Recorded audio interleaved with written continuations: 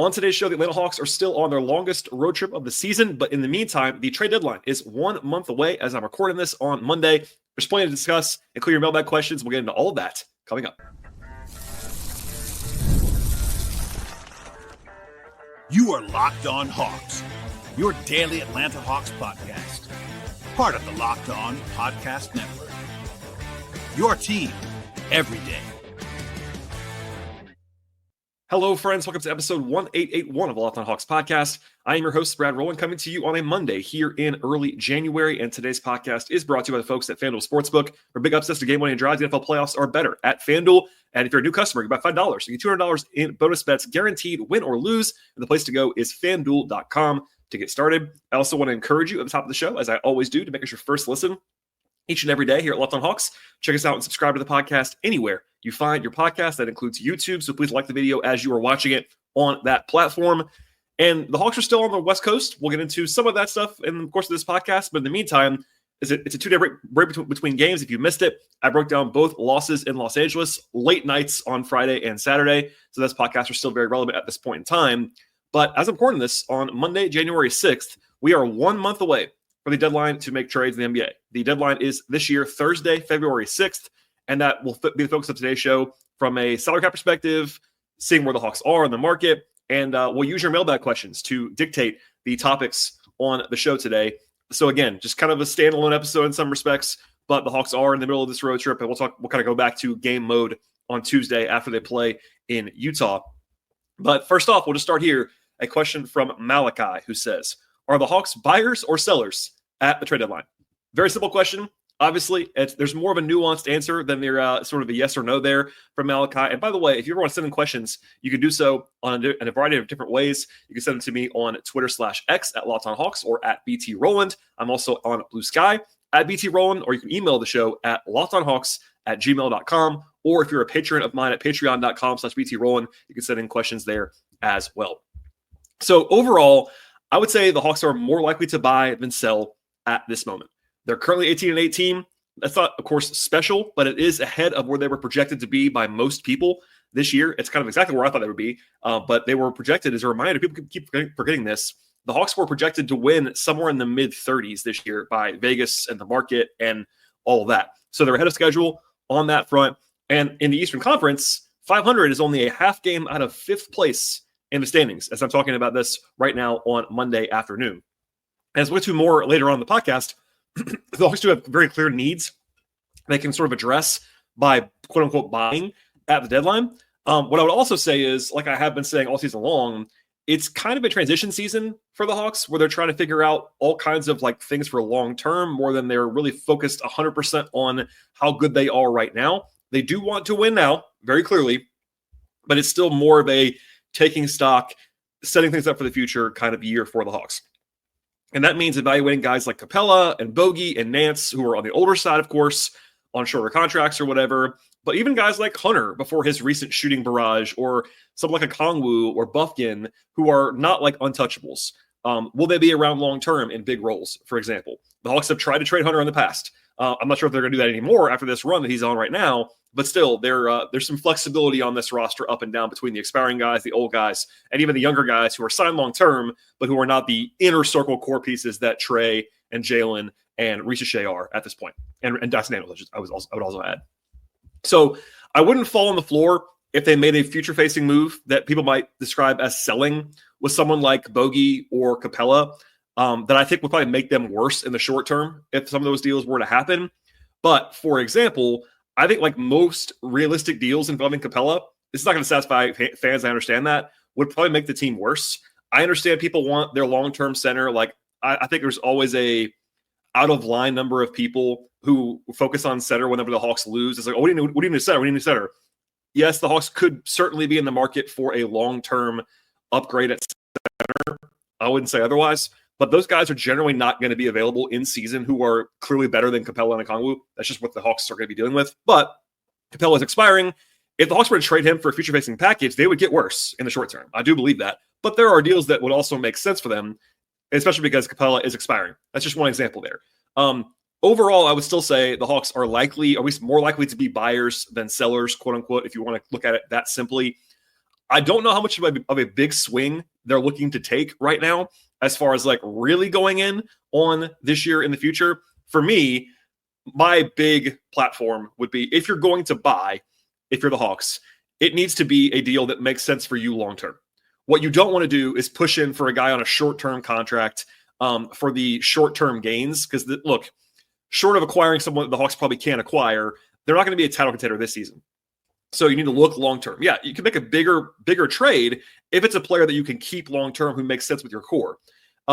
Going in for a rental, if the cost is low enough, then maybe sure. But I wouldn't be trading first-round picks or real assets for a guy on a rental contract right now if I was the Hawks. That's the line that I would be walking. But in the meantime, obviously, you do want to get better. There's no reason to get worse. Like the Hawks don't have their own picks, so there's no reason to kind of backslide unless you have a real good deal for the future. So we'll see. There is some low-hanging fruit that the Hawks can pick as long as they are trying to make the playoffs this season. And that brings us to question number 2 on the podcast today, who comes from Kenneth, who says, what is the bigger need, backup point guard or a backup for Jalen? So pretty obviously, there are 2 big needs in the moment on this roster. They're not the only needs. That's important to note. The Hawks have other needs other than backup point guard and backup center, backup power forward. But those are the positional role needs on the roster. Yes, could they use a great two-way center who could shoot all those things? Sure, they could. More practically, they need more shooting on this roster. Part of that they're hoping is going to come from Ricochet becoming a really good shooter, which they're banking on for the long term. But right now, they don't have enough shooting on the roster. That's a good example. But positionally and role-wise, there are 2 spots. We all know that. If you're a Hawks fan, backup point guard, backup power forward are the very obvious ones, and that's not really controversial. Overall, I would lean toward backup point guard being the need that I think is a little bit more glaring for the Hawks. But I will say the Hawks have been terrible with Jalen Johnson off the court this year. Whether he's on the bench or whether he's out for the game, they have been awful without Jalen. There's no way around that. So that is a real need as well. I do think that they are more likely to be able to keep things afloat with Hunter at the 4 than they are with any of the internal options at point guard, which is kind of why I'm saying this. Hunter is still more of a 3, but at the same time, they have at least a way to go to a lineup that has Ricochet and Hunter at the 3 and the 4, where you have enough size to be competitive. They can kind of paper that over. At point guard, they don't really have that option. Also, they have Larry Nance, who I think is more of a 5. He's obviously hurt right now, but in a month when he's back or so, he can maybe play some minutes at the 4 for you. That's a better option than what they have at point guard. So that's why I'm kind of leaning toward point guard as the bigger issue. And they just lose the entire plot when Trey's off the court. Like, I don't want to repeat that too much from the show on Saturday night when it was kind of like at its apex, arguably, where the Hawks just could not function with Trey on the bench against the Clippers. But the turnovers are skyrocketing with Trey off the floor. They are basically a league worst ball security team anytime Trey is not on the court because they don't have a ball handler. That's kind of the shortest version of that. And this is my friend Daniel LaRue's pet peeve, but he's been saying this for a long time. In the modern NBA, you just have to have 48 minutes of competent point guard play. You just have to. And if you don't, things tend to fall apart on you pretty quickly.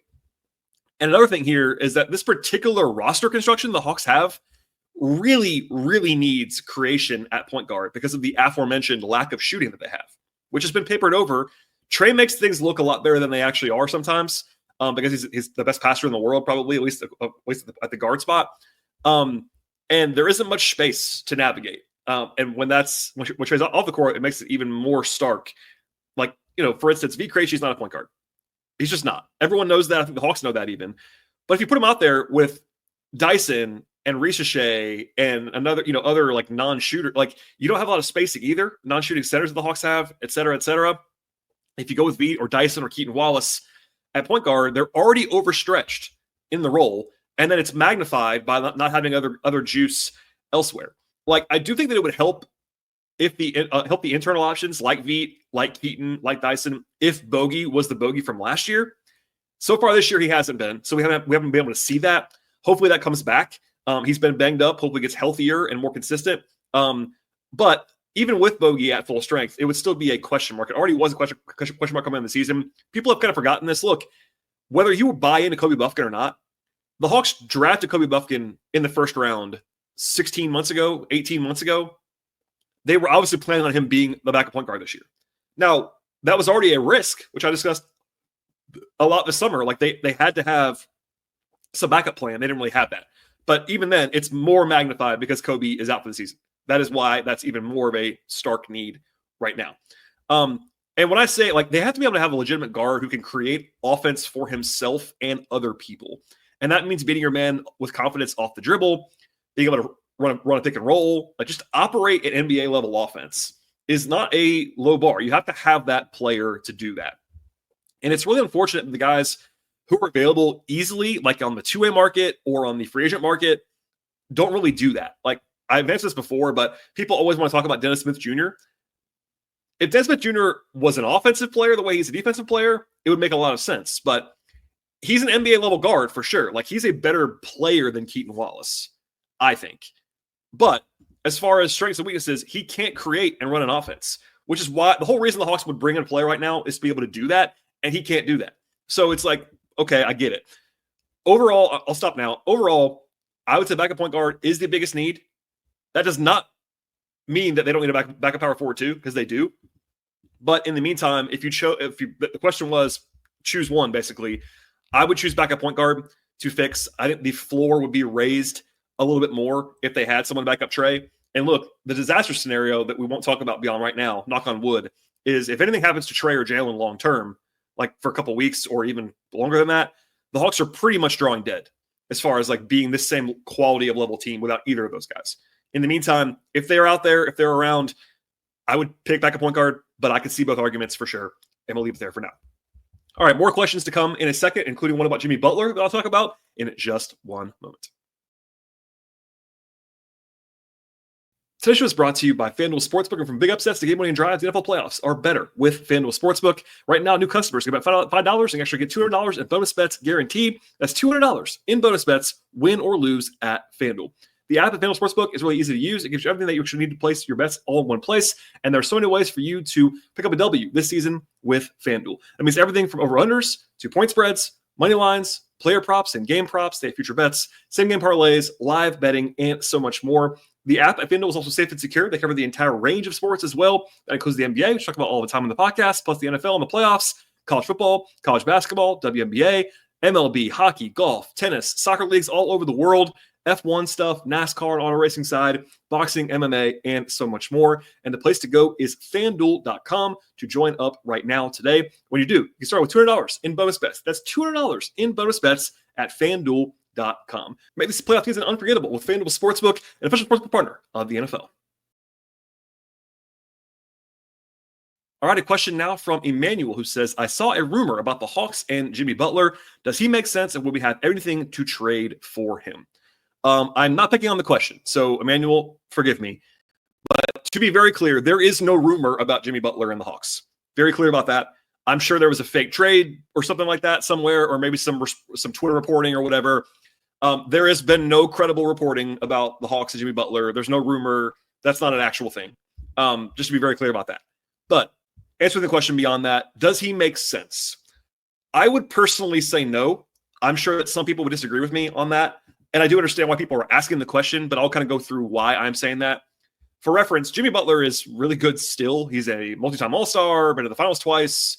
He's been averaging 26-5 for the last decade or so with 4 different teams across the league. There are basically 3 reasons, though, that I would not want to personally be in the Jimmy Butler business at this point in time if I was the Hawks. Given that he doesn't really make them an immediate contender. That's the biggest thing for me. He doesn't make them a contender right now. I think if he did, it might be different, but he doesn't. So number one, he isn't the same player anymore that he was a couple of years ago when he was leading the Heat to the finals. That's number one. Number two, it ends badly with Jimmy everywhere he goes. That's not my opinion. It has ended badly 4 times, and it's going to end badly now for Miami. There's a trade demand that he's got out there, et cetera. And then number 3, it's not a favorable contract situation, which I understand doesn't matter to everybody, but that matters to the Hawks. It has to, especially when you're the Hawks team that, for better or worse, and I would say always for worse, usually, the Hawks have had a well-documented past of not wanting to spend big and go into the luxury tax, so you have to care even more about roster building and money. So number one, again, about him not being the same player anymore, don't get me wrong, he's still a good player.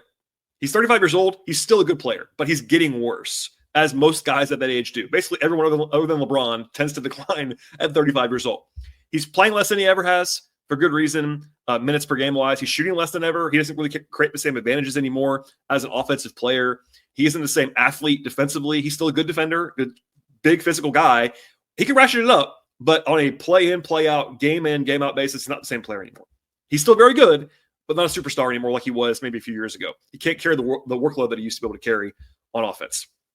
Number two, I won't go through all the history, but seems to be like pretty impossible to deal with behind the scenes. It'll work for a while. Like it worked in Philly for a while. It worked in Miami for actually quite a while. But the second it goes bad, it goes nuclear bad for Jimmy. We've seen that now again with Miami the last couple of weeks. It's not going well. The Minnesota implosion is probably the most famous example of this, but it got weird in Philly at times. It's a disaster now in Miami. That's why he's available at the moment. I don't think if you're the Hawks, you want to bring that into your locker room with a young team. That's my personal opinion. You can disagree. That's fine. I would, again, understand it much more for a team that thinks adding Butler could make them win the title like now. If you're Memphis, like that's a popular team right now for Jimmy, I would get it. I don't know if I would do it, but I would understand it more. Because if you're Memphis, you could say, all right, this might be a title-winning move for us. I get it. Like a team like Phoenix that's already totally all in, I understand it more if you can trade Bradley Beal and whatever else for Jimmy Butler. Like, I guess I would just do that. It makes sense. But the Hawks are neither one of those things. They're not all in, and they're not a contender, and they are a young team. Like, I just wouldn't do it personally. And then number three is that Jimmy's making $49 million-ish this year, $52.4 next year on a player option. The Hawks can match salary in a trade for Jimmy Butler if they had to. It would take multiple guys between Hunter, Capella, Bogey, Okongwu, and Nance. Some combination of two or three of those guys have to be in the trade for it to work. Then you have Jimmy's player option. And the thing is, he wants an extension. That's why it's blowing up in Miami right now. Jimmy wants to be paid long-term. He'll be 36 next year. I don't want to give him a long-term extension, especially at big money for any team. I think he'd be overpaid on the player option next year. He could always opt into that and make your life miserable, as he's going to threaten to do for Miami, I'm sure, this year. He'll be 36. Anyway, like, I'll stop now, but I think Jimmy is still good, and the team would definitely be better. If you just say, look, if you traded a couple of those guys for Jimmy Butler today and said, all right, Brad, are the Hawks better with Jimmy Butler? Yes. In the short term, they would be better. If he's bought in, which is not a guarantee, if he's bought in, then yes. But even with that on the court, like, he's not a shooter. You're doubling down on your lack of spacing. Like, he would give you another creator, which you certainly could need and use, but I wouldn't be arguing, like, do you want to start a lineup that has Dyson Daniels, Jimmy Butler, Jalen Johnson, and a non-shooting center? You don't have space. Like, it's not. So anyway, and also you still have Ricochet. We'll stop there. But overall, I would not be interested personally. And importantly, I'm not telling you that I know this, but using my brain and my contacts, I would be surprised. I guess I wouldn't be shocked, but I'm not saying it's impossible. I'd be surprised if the Hawks got into the bidding on Jimmy. I'd be surprised. That's all I'll say. Okay. Question from Viraj, who says, who are the most likely players to be traded on the Hawks roster as of now?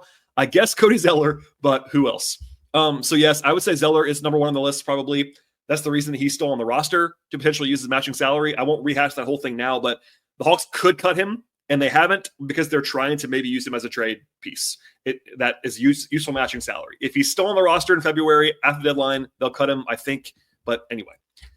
There are different kind of tiers here of players for the Hawks and how available or likely to be traded that they are. Of course, there are 5 expiring contracts. Those are all often easier to move and valuable to make in trades. You have Zeller and David Roddy as guys who are not really playing, and they're expiring contracts that could be easily used in trade. Garrison Matthews is playing a little bit more than those guys. He has a little bit more value as a trade piece and as an on-court piece, but he's making very little money. It's expiring. He can be traded as well. And then you have the 2 expiring centers, Capella at $22 million, Nance at $11 million, and there you go. If the Hawks made a significant move to buy on a big dollar player, they almost have to use one of the centers as matching salary, Capella or Okongwu. Sorry, Capella or Nance. I personally think Nance would be more likely to be moved than Capella because he makes less money. He fits more places. He's not in the rotation right now when the Hawks are at full strength, for instance. But they could trade Clint if the right deal emerged, for sure. After the expiring contract, I would say Bufkin is at least reasonably likely to be traded compared to everybody else. That's just an educated guess because he still has trade value on a rookie deal. He could be a sweetener in a trade. I'm not saying the Hawks are going to do that. In fact, I would guess they probably won't trade him. But if they, after the expiring contracts, he might be next on the list, just logistically, given that he's hurt right now, all those things. Okongwu is interesting too because they extended him, and I don't think he's made the case to be the center of the future, at least to me. Maybe he has to the Hawks, but not to me. I think he's still a pretty good center. He's a very, very, very good backup center, but would probably be one of the worst starting centers in the league at this moment in time. So he could be plausibly moved. He's on a good contract, etc. You got Bogey, who's been banged up this year. He still has real value, though, in the trade market on a cheap deal that's declining. Like, he'd be very valuable for a lot of different teams. His value is probably lower now than it would have been this summer, but certainly you could trade him if you wanted to. The Hawks have resisted trading him. They love him, but it might be time at some point. He's getting up there in age, etc. And then Hunter is the weird one. He's been wildly available for a long time, but it's weird now that he's playing so well in the last several weeks. So I'm not sure where the Hawks stand, to be honest with you, about that. But he has been very available. The Hawks would have traded him if they could have previously. That might have changed now, but we'll see. And then, of course, you have the four guys who I would be shocked if the Hawks traded in the next month, and that is, in no order, Trey, Jalen, Dyson, and Reese Shea. Those guys are not going to go anywhere in the next month, barring something crazy happening. But yeah, everybody else, to some degree, is available. I went through those guys pretty quickly. Obviously, you get into, like, I didn't mention Vit Krejci, certainly would be available on some level. The whole roster would be available in the right trade. Other than, I think those four guys would be shocking to me if they got traded at some point. All right, more to come. I have a question about the money side of things and the CBA, plus a brief look at the game on Tuesday, and all that's coming up in just one moment. Today's show is brought to you by Prizepicks. And basketball season is heating up at Prizepicks. There's no better way to get real money action in play while watching your favorite NBA stars than with Prizepicks. Whether you're a diehard fan or just love some friendly competition, Prizepicks makes it fun and easy to turn your basketball knowledge into cash. Prizepicks is also the best possible way to get real money sports action. Over 10 million members have already found that out, and billions of dollars have been awarded in winnings, and they've made daily fantasy sports accessible to all at Prizepicks. Here's how it works. Pick more or less on at least two players in a wide variety of sports, including basketball, football, baseball, etc. And when you do, you actually have a shot to win up to 1,000 times your cash. If you think your favorite player actually is going to have 30 points or more, get more than 8 assists perhaps, they will actually let you make predictions at Prizepicks, put your money where your mouth is in just 60 seconds. I've been using Prizepicks all season long and really for quite some time now. Let me tell you, it's a lot of fun to operate and play with a flex play option as well at Prizepicks. Even if one of your picks doesn't hit, you can still double your money at Prizepicks. Plus, once you hit, you get your money fast. Sometimes as fast as 15 minutes. It's honestly the best way to keep the game exciting. Now it's perfect time to join at Prizepicks as well. Download the app today and use the promo code LOCKEDONNBA. You get $50 instantly when you play your first $5 lineup at Prizepicks. That's right. You don't actually have to wait to get the bonus. It's actually guaranteed for you when you play your first $5 lineup at Prizepicks. Prizepicks, run your game. Okay, and our final question on today's podcast comes from Bentley, who says, do the Hawks have money to spend at the deadline? Can they add money, or are they not allowed to add money like some other teams? This new CBA is strange. Yes, it is. Very strange. This is the last one because it hasn't changed much from earlier this season, but also it's nerdy. Not everyone loves the cap stuff, but it is relevant. As I said before, the Hawks have this proclivity for not paying the tax, which makes things challenging. And the CBA is there are teams that literally cannot add salary right now. Cannot. They're not permitted to. So that's one example. There's all kinds of machinations in place. The Hawks are easier to navigate than some teams, but there's still nuance there around Atlanta. They're at about $169.5 million in salary on the books with a completely full roster. 15 guys under contract plus 3 two-ways. That's a crucial point that people sometimes miss. Like, the Hawks just can't sign someone. They have to cut or trade someone to make a room for anyone. Yes, they can cut Cody Zeller. Yes, they can, but they haven't yet. They have about $1.28 million in room under the luxury tax line. Crucially, the Hawks are allowed to go over the tax. They're allowed to. That line has been a firm no from ownership so far. We'll see. No matter how they might spin it, the Hawks have operated like a team that treats that line as a firm ceiling. That could change, but anyway. I will say this. The Hawks are actually hard capped at a number above that. So the first apron is about $5.3 million over where the Hawks are right now. They actually cannot go over that in season. Now, the reason why, in short terms, is that the Hawks took in a sign and trade with Zeller as part of the Murray trade. They're hard capped. But part of the reason why the Hawks did that and didn't care about doing that was because they were never going to go over that number anyway. That's the practical side. There's the legal side where they cannot go over that, But the reason why they were willing to do that trade the way it was is because they're not going to go over that number anyway, so it doesn't actually matter. So anyway, in short, the Hawks can add a little bit of salary in a trade if they want to, up to $5.3 million, more than they actually have on their books right now, if they want to. But I personally do not believe that the Hawks are going to go over the tax this season. Maybe they will in the future, but this year, and I'm firmly in believe it when I see it mode on all things luxury tax for the Hawks. And by the way, the league agrees with me. There's no one in the league that buys the Hawks are going to go on the tax until they actually do it.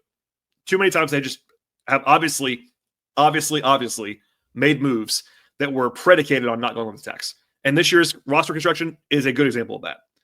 A lot of teams would have just cut Cody Zeller in August and signed someone else. They didn't do that. That's one example of recent vintage. By the way, now, as of now, as of like late December, they can cut Zeller, sign someone else to a minimum contract, and stay under the tax. But now they've come so far with Zeller that it's like, all right, why don't we just wait till the deadline? Maybe we'll trade him. And if not, then you cut him then. Maybe thinking an injury or two, they might be more eager, but we'll see. Last thing on the show today. I'll leave that now. So money-wise, the Hawks are in a weird spot because they're still close to the tax, but they do have a little bit of flexibility if they want to use it. The Hawks now, to wrap up the show, the Hawks play again on Tuesday. I'm recording this much earlier than I usually would. It's actually on my lunch hour on Monday. So I don't have an injury report yet for you, but they're playing the Jazz on the road in Salt Lake City. The Jazz are bad this season, but they did whack the Heat by 30+ on Saturday and then win in Orlando on Sunday. So they're playing better in recent days. TBD. Again, I'm recording the show early on Monday, so not a full preview, but Utah's defense is really bad, like really, really bad. So maybe the Hawks can kind of get right on offense after the two really ugly performances in LA on that end of the floor. Of course, it would help if Jalen and Bogey could play, but TBD on that. We don't know at this stage. We have no injury report whatsoever as I'm recording this. Also, the Jazz have the pretty crazy distinction of being the worst team in the entire league in turnovers on offense and on defense. So they had the worst turnover rate on offense, defense, and margin. So the Hawks had ball security issues, crazy ones on Saturday against the Clippers. Perhaps that's music to their ears, that they actually could take care of the ball, create some havoc. Dyson, I'm sure, should be licking his chops against a pretty rough perimeter situation in Utah on Tuesday. I said this on the show on Saturday as well. I'll say it again now. This is the most favorable game on the schedule during the western part of the trip for the Hawks, and the Hawks should be favored to win this game. Now, I say that. It's still a road game in the NBA, so it's not an easy game. I'm sure, see people refer to this as a must-win or an easy win or whatever. I get it. It's a favorable game, but you're going to have to show up and win because you're facing an opponent in the Jazz that is not good, but they just beat two teams that are like real NBA teams on the road trip by double digits in both games. You can't just show up and not play well and expect to win. It's also a 9:00 game on Tuesday. It's a little bit earlier than the late night marathons over the weekend. I'll be back with a new episode after the game, as always, on Tuesday. But the Hawks certainly could try to win and certainly could use a victory there. I would have said, I think I did say actually on the podcast, that going 500 on the road trip would be a perfectly solid outcome. They have a chance to do that still. They're 1-3, but they'll be favored on Tuesday and a winnable game against the Suns on Thursday. So anyway, still in front of them, 18-18 right now, and we'll get into more of what's actually happening on the court. Also, one more note here. I said this a little bit Saturday night as well, and the Hawks might do this after I record this podcast. If it was me, I would certainly have Keaton Wallace and Daquan Plowden, and if Mo Gay is back and healthy, because he played on Sunday, if those guys are healthy and ready to go, they should be on a plane to Salt Lake City today. That's a small thing, but they should be with the Hawks on Tuesday. If it was up to me, maybe the Hawks would do that. Stay tuned. We'll see. All right. That's all I have on today's show. Please subscribe on Apple, on Spotify, YouTube. Please like the video as you're watching it and subscribe on that platform. Tell your friends about the show as well. I very much appreciate all the support already, but we can help to grow the podcast by commenting and all those fun things. You know what to do to support the podcast. Also, follow the show on Twitter/X at Locked On Hawks. I'm also there at BT Rowland. I'm also on Blue Sky personally at BT Rowland. And then my non-podcast Hawks coverage is at patreon.com/BT Rowland. All right. Enjoy the rest of your Monday into Tuesday. We'll be back after the game on Tuesday, late night into Wednesday morning, and we'll see you all next time.